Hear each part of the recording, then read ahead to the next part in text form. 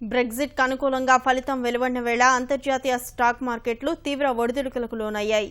European సమాఖ్య నుంచి Britain వైదొలిగిన నేపథ్యంలో విదేశీ మార్కెట్లు చిగురుటాకుల్లా వణికాయి. 2008 ఆర్థిక సంక్షోభం తర్వాత అంతర్జాతీయ మార్కెట్లు ఈ స్థాయిలో ఎప్పుడూ పతనం సంభవించలేదు. ఇప్పటికే బ్రిటన్ పౌండ్ విలువ 31 ఏళ్ల కనిష్టానికి పడిపోయింది. 1985 తర్వాత బ్రిటన్ పౌండ్ విలువ ఈ స్థాయిలో పతనం అవ్వడం ఇదే తొలిసారి కాగా ఇప్పట్లో ఇది కోలుకోవడం చాలా కష్టమనేది నిపుణుల మాట.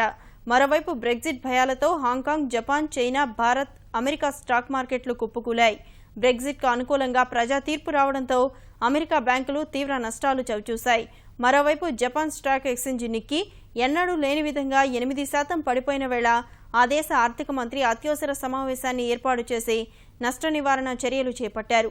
ఆస్ట్రేలియా డాలర్ విలువ 3.4%, దక్షిణ కొరియా వాన్ విలువ 2.4%, ఇండోనేషియా రూపాయి విలువ 1.7%, మలేషియా రింగెట్ విలువ 2.7% క్షీణించాయి. హాంకాంగ్ మార్కెట్లలో 1985 తర్వాత ఇంత భారీ నష్టం ఎప్పుడూ సంభవించలేదు. మలేషియాలో కూడా 1998 తర్వాత ఇంత క్షీణత ఎప్పుడూ లేదు. ఈ దేశాలతో పాటు తైపీ, మనీలా, వెలింగ్టన్ స్టాక్ మార్కెట్లు భారీ నష్టాలు నమోదు చేశాయి.